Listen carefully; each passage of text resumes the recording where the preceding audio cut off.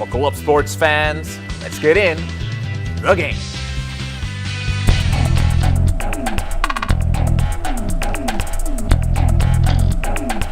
Well, the cast is set for the finals and the battle for third matches in the Spikers Turf Open Conference. Now, what will be the keys to winning for the remaining teams in men's volleyball? Well, let's find out from Spikers Turf anchor and analyst tandem. Grabe talaga itong dalawa. Miguel and Gia de Guzman, it's an honor to have you both here, matching pa. According to them, allegedly, hindi daw planado. Unplanned matches daw. Oo, my God. Ba't hindi tayo nag-match? I guess it's just meant to be, bro. Oo, sila meant to be, tayo hindi. Alright, let's start it off. Before we go to the finals and the championship match, let's start it off with the battle for third here. Yeah. What should Navy and VNS do to secure the bronze? Let's start with Gia. Well, for Navy, I think one of the problems in their team that they acknowledged back in the preliminaries was they were making a lot of unforced errors that cost them sets, that might have cost them games also. So, but we know them as a very consistent team when it comes to reception, to net defense, and also to offense. It's just, it makes them harder to set up, just like any volleyball team. It's much harder to set up if you throw your own momentum and if you don't have the reception to start off your plays. For VNS naman, they know they're going up against a strong blocking team. The thing with Navy is they've made it hard for teams to score because of their net defense. So VNS will have to find ways to work around and to make deceptions to make it harder for Navy to contain their offense. Miguel, do you disagree? I somehow agree and disagree in a way. I'm not allowed to disagree with Question, Pawa. Yeah, That question was very tricky. Yeah, nga eh. Berwin has our hard questions here. No, but pero seryoso, I actually had the chance to cover that game in the semifinals between Navy and VNS, and it was closer than the final score reflected. What do you make of the matchup na to? I think this will be a very good matchup. Both teams have their go-to guys. VNS has San Andres, and then the Navy has Jao Umandal. Now, it will be boiled down to how their supporting cast will step up. It's the consistency that all the other players in their team will have that will spell the difference for both of these teams. Nag-agree yata si Gia dun eh. Alright, sige.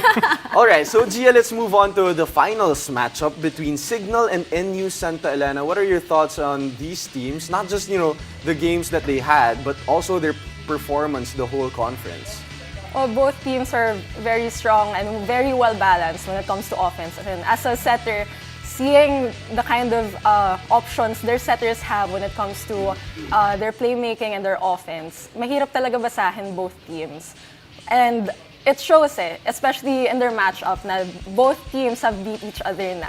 So it will be interesting how they'll step it up a notch going into the finals. Yeah, and I think if for those who have been following Spikers Surf natin dito, I don't think it's a surprise that these are the two teams that actually made it to the finals. What's your take on this? My take on this is it's gonna boil down on who wants it more.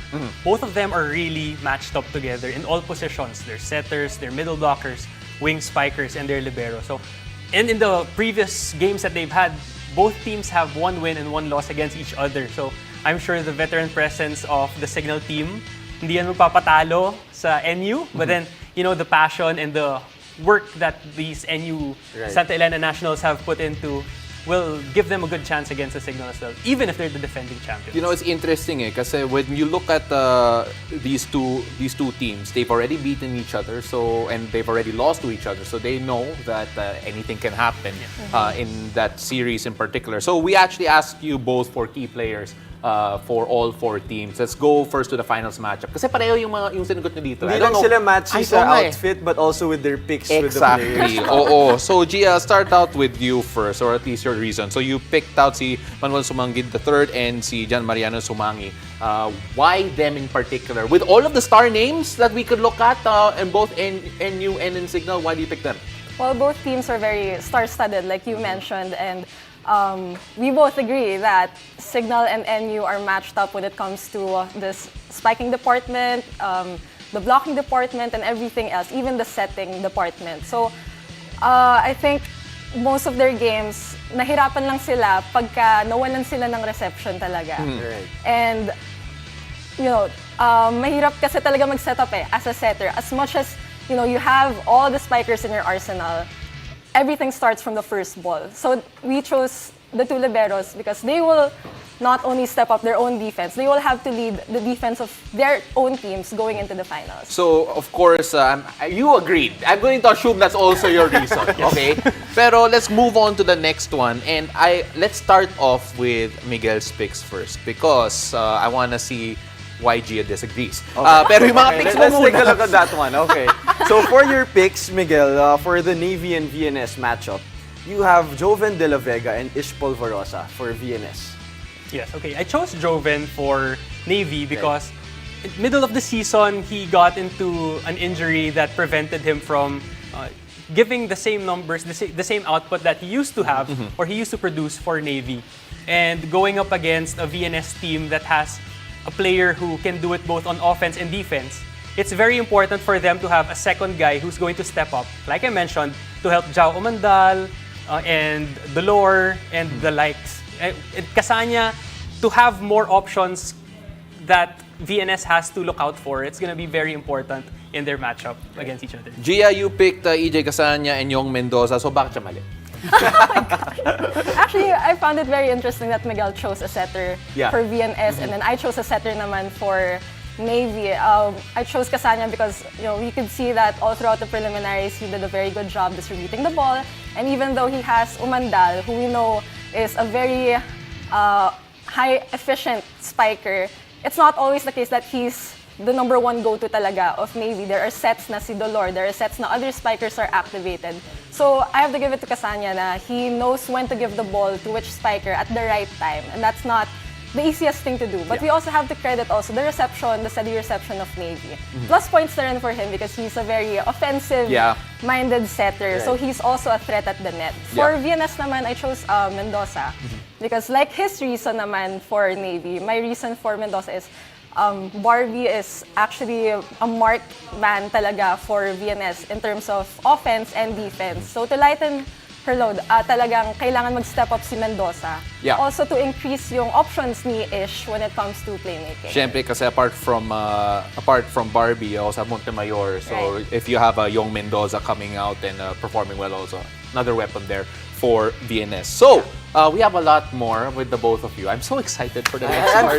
I'm liking this next one. I'm gonna like this next one. And I think all the fans out there will love that too. Now you can catch the action in the Spikers Turf Finals this Thursday and Saturday on One Sports and on One Sports Plus. So after the break, we'll find out more about the stories of the Amazing and Miguel on and off the volleyball court. Stay tuned. You're watching the game.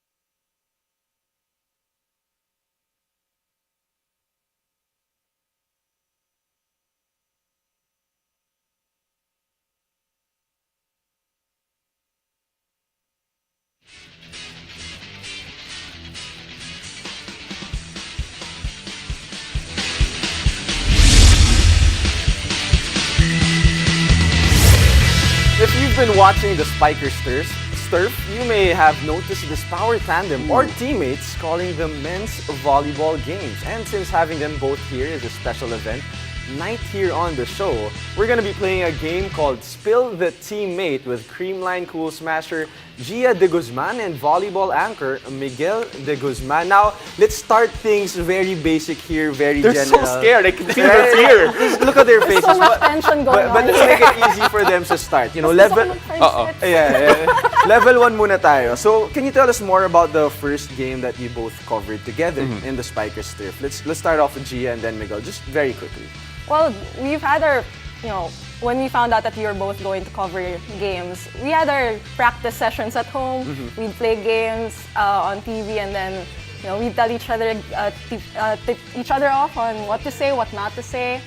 But then going into our first coverage together, I don't know, I think I was pretty excited because Miguel has been exposed to the sport for a long time, ever since we got together, and I still learn a lot from him also, even though I've been playing the sport longer.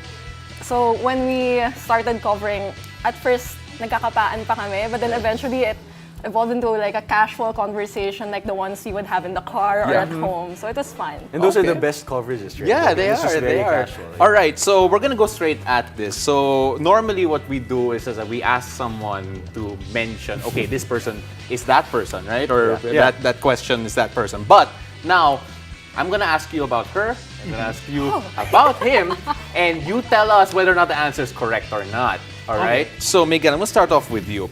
What's Gia's favorite pre-game ritual or snack? Oh, wow.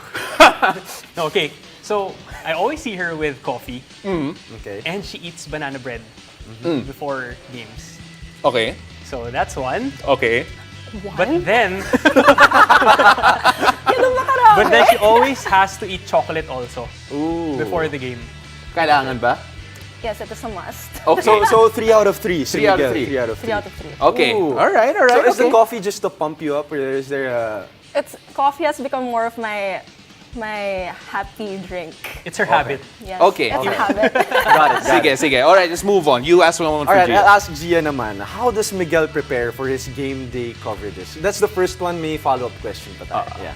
Well, he's also a coffee lover, so Okay. he would have his regular coffee in the morning. It starts off his day really well. And he also reviews the game on his own. So he watches highlights, and then he takes note of who performed well the previous games, and then he does a lot of research, which is fun to watch also when I'm watching him work. And It helps to have a consultant.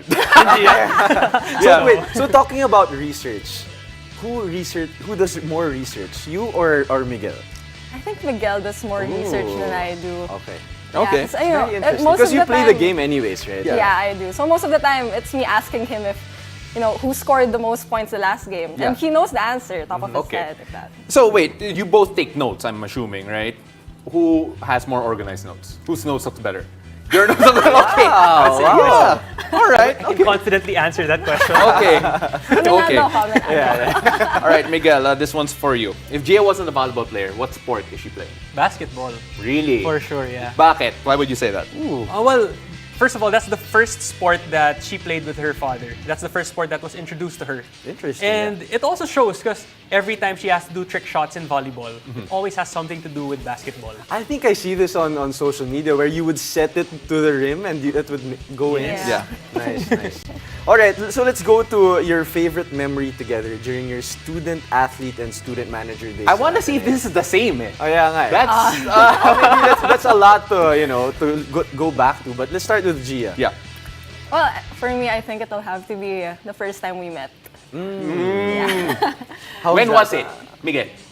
It was in the Blue Eagle gym during their water break after she got one-manned by Coach Tai. Oh, really? So you can Okay. imagine how she looks. Okay. Okay. Yes. At nailove ka dun. Yes. Nice. Yes, All I was right. in a very vulnerable position. And of course, so that was her favorite memory. What was yours? Well, my favorite memory has to be the first time we went out for a meal. Because that's when we started knowing each other, and that's that's how we got into dating, quote unquote. So Dating. we tried visiting the different restaurants along Katipunan. Okay, and right. That was the only way that she'd say yes to my invitations. Sa Katipunan lang. Yes. Wow, that's in Okay. Katipunan, not tough. So Yeah, there's a Katipunan. I don't know anything about that, so I'm not going to go through that. I'd ask you what exactly the meal was. Do you remember? It's the chicken. Ooh, wow. It's Nice. hot star, yeah. Nice. Oh, my God, questions I'm gonna fail at if ever. Anyway, now we actually ask both of you to provide questions for each other, and I don't know if the answers are going to be there. One of you have a trick question. I'm excited I don't for know this who one. that. Oh, so let's get one from Miguel muna to Gia. If he could only order one thing for the rest of his life, what would it be? I think, ang dami, pero is it ice cream? Yeah, okay. Ooh, All right, got that it works. right. Gia got it Okay, right. so that wasn't the trick question. Yeah, so this- obviously this one. So this was the trick question from Gia to Miguel. What was the first movie we watched together in the cinema? Has to be in the cinema. Yeah, in the cinema. First movie. Yeah, first movie. This is a trick question, so I don't know how you're gonna answer this. When I found out the answer, by the way, there was no way I could have forgotten that either. Was this the Bible movie thing? Exodus? Right. Yeah. That's right. Yeah. Okay. And then something happened. Yeah, okay, so the Exodus movie, we did not expect aliens coming from the sky. So we went out of the movie house and then we watched Taking It Slow. I'm sure about Taking It Slow. Oh, you're sure about taking it Yes. slow? Are Gia! you serious? No, wait, Keeping It Cool. No! So you're very Keeping close. It Cool. The first word is wrong. Keeping It Slow? Playing it. Playing Playing It it cool. Oh, yeah. Playing it cool. She told me to take it slow after, that's why that's what stuck to my head. I'm sorry. Oh my goodness! I thought 50 we'd halfway. start a fight here at the end of the show. Gia, Miguel, maraming salamat. Really appreciate you both being so cool about it and letting us get to know more about the both of you. Again, great work working together, working with you for the first time, and indulging all of my Tito jokes that I say on air. I'm for it, pal. I'm for the Yeah, Tito maraming jokes. salamat, guys. We hope to see you again really soon. Thank you, Thank guys. Thank you, pal. Thank you, Diego. So after the break, we'll check in with the UE Red Warriors as they get set to start strong in the UAAP Season 85. Stay tuned. You're watching The Game.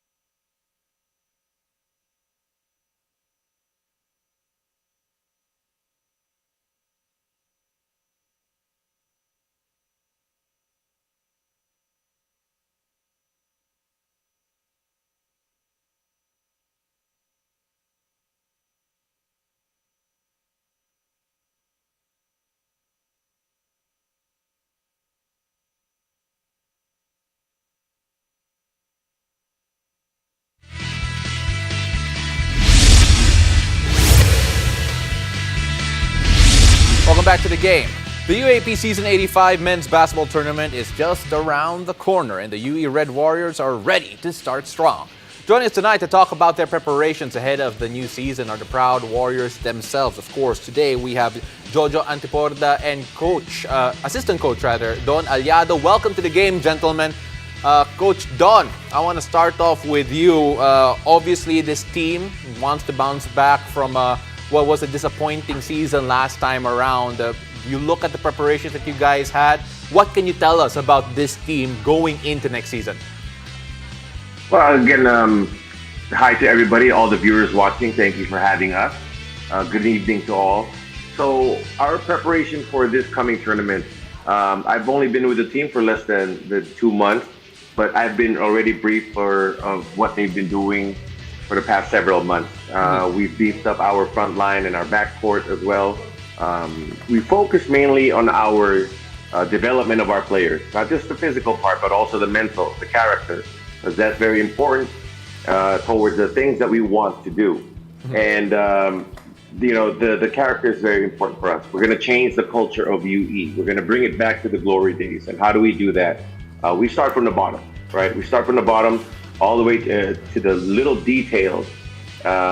So again, what I mentioned before, the character, and from the character we can build from there, right? Because we build a culture of winning, then everything else will follow. Without having to say specifically what we've been doing, of course, our defense and offense, we're trying to put in Coach Jack's system. I'm very familiar with Coach Jack's system. I've been with him before. We've coached together previously for 5 years. Learned a lot from him, and I was fortunate enough to be here in UE. So the journey continues for all of us, and I am looking forward to competing in this year's tournament in the UAAP. And talking about building that culture, Jojo, ikaw naman, you're one of the veterans na dito sa team nyo, the UE Red Warriors. Kamusta naman yung experience mo trying to lead this young team for Season 85?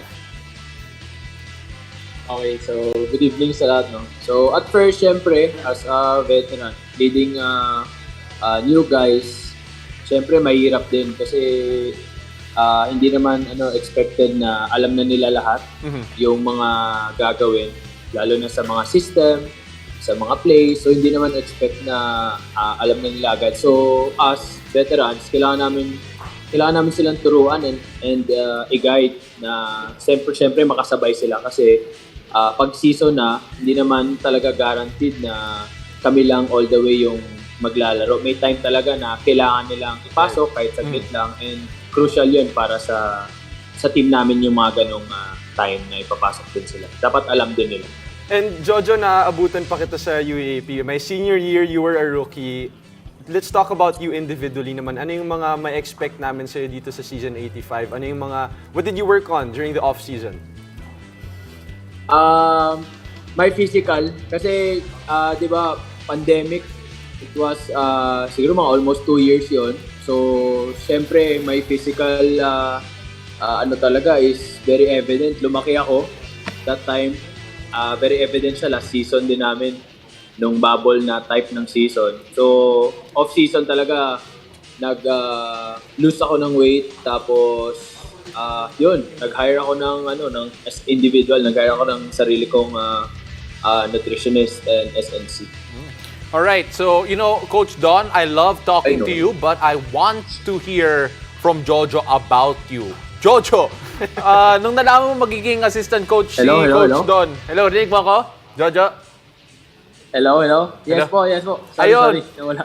Okay lang. Nung nalaman mo magiging assistant coach si Coach Don, ano yung reaction mo at tapos kamusta naman siya as an assistant coach sa UE? Galingan mo.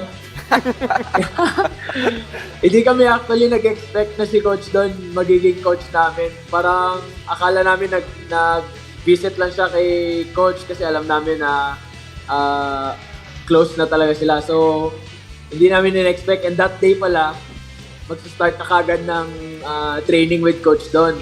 And syempre, as a player din, syempre, nilook up namin si Coach Don kasi napapanood din namin siya kahit nung mga bata pa lang kami, and alam namin kung ano yung laro niya. And ngayon, sa practice, syempre, marami kaming nalelearn sa kanya.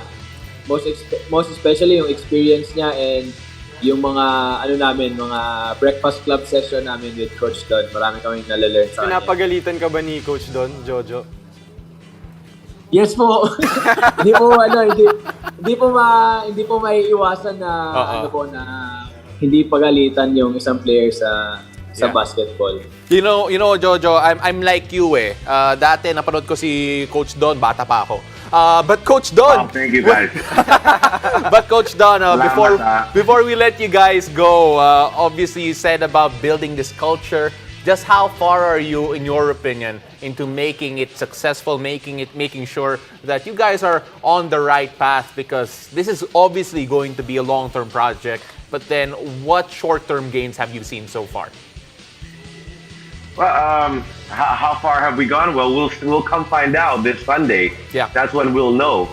So we're just looking forward to Sunday's game. We've made some positive strides already with the individual development of some players, most of our players.